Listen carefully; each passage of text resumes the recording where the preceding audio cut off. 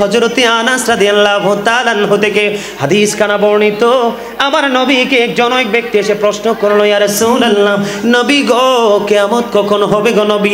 এবার আমার নবী বললেন, তুমি কিয়ামতের জন্য কি প্রস্তুতি নিয়েছো? তিনি বললেন, নবী গো, ইয়া রাসূলুল্লাহ, ইয়া হাবিবাল্লাহ, নবী গো আমি কিয়ামতের দিনের জন্য কোনো প্রস্তুতি নিতে পারিনি গো নবী। আমি আল্লাহ এবং আল্লাহর হাবিবকে ভালোবাসি।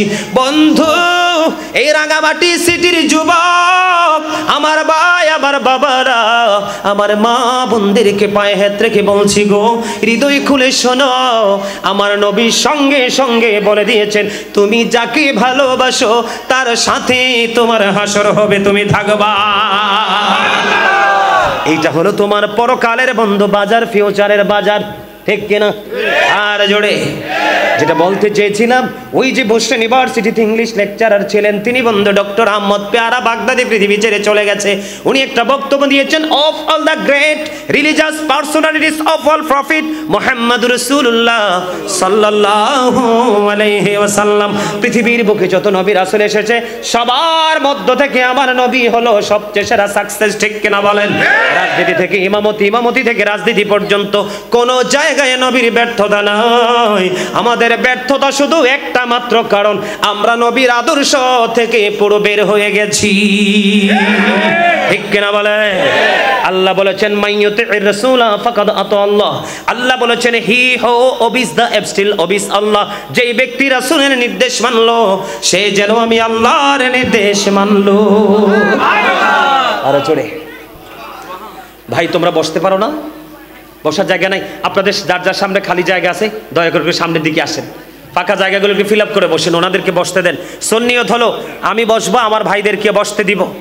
সম্মানিত উপস্থিতি, আসেন সবাই সামনের দিকে আসেন, সবাই আসেন সামনের দিকে আসেন, আসেন সবাই আসেন, আর একটু জিকির করেন, আমার আল্লাহ আল্লাহ আল্লাহ লা ইলাহা ইল্লাহ আল্লাহ আল্লাহ আল্লাহ লা ইলাহা ইল্লাহ। মনে চায় উড়িয়া যাইতাম সোনার মদিনায়, হায়রে অবুঝ মনে রে বুঝাই যত, অবুঝ মনে রে বুঝাই যত, সে তো বোঝে না নবীজি আল্লাহ আল্লাহ আল্লাহ লা ইলাহা ইল্লাহ। प्यार सोड़ते हाथ से राम से जोड़ते फूल, चाँद का टुकड़ा नूर का पुतला, चाँद का टुकड़ा नूर का पुतला, होगा प्यारा रसूल नबी जी अल्लाह अल्लाह अल्लाह ला इलाहा ला ইলাহা ইল্লাল্লাহ মুহাম্মাদুর রাসূলুল্লাহ সাল্লাল্লাহু আলাইহি ওয়াসাল্লাম। জোরে জোরে কোন আলহামদুলিল্লাহ। তাহলে পরকালের বাজার হলো বন্ধু নবীর প্রেম, নবীর প্রেমে দরুদ, আল্লাহর জিকির। আর জোরে বাজার দরকার আছে না নাই? আল্লাহ বলেছেন, ইয়া আইয়ুহাল্লাযীনা আমানু যকুরুল্লাহা যিকরান কাসীরা ওয়া সাব্বিহুহু বুকরাতাও ওয়া আসীলা। জোরে জোরে আল্লাহু আকবার। আল্লাহ রাব্বুল আলামিন ঈমানদারদেরকে ডাক দিয়ে বললেন, হে ঈমানদারেরা, তোমরা বেশি বেশি করে আল্লাহকে স্মরণ করো, সকাল টু সন্ধ্যা আল্লাহর পবিত্রতা ঘোষণা করো। হুজুর গো, কেমন করে আল্লাহর পবিত্রতা ঘোষণা করব? ফাযকুরুল্লাহ কিয়ামান, দাঁড়িয়ে করো, ও কুউদান, বসে করো, ওয়া আলা জুনুবিকুম, শুয়ে শুয়ে মাওলার জিকির করো। এখন আমরা বসেছি কিনা? এখনো করব, যখন শুয়ে যাব তখনও করব, এবং বন্ধু যখন দাঁড়িয়ে থাকব তখনও করব। জিকির কিন্তু অন্তর দিয়ে করা যায়, জবান দিয়েও করা যায়। নবী বলেছেন, অন্তর এবং জবান দিয়ে, দুইটা দিয়ে যে জিকিরটা করা হয় সেটাই হলো সবচেয়ে উত্তম। বন্ধু, তোমাদের নসিব বড় খুশ নসিব, তোমাদের উপর আল্লাহর রহমত আছে।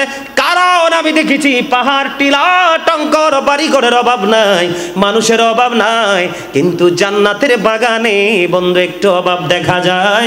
কারণ চিরস্থায়ী জান্নাতের উপস্থিতি হবে একেবারে কম, ঠিক কিনা বলেন? আর জোরে মহাব্বতে আমার কথা আপনারা বোঝেন? অসুবিধা হয়? আমার সময় কিন্তু শেষ। আমার সময় কি একটু পরে 2টা বেজে যাবে। এটার জন্য হারুন বাইরে দোষ দেন, আমার দোষ নাই। ঠিক কিনা বলেন? হ্যাঁ, রেড চিহ্ন কাকে দিব? এই কর্নার পারসন।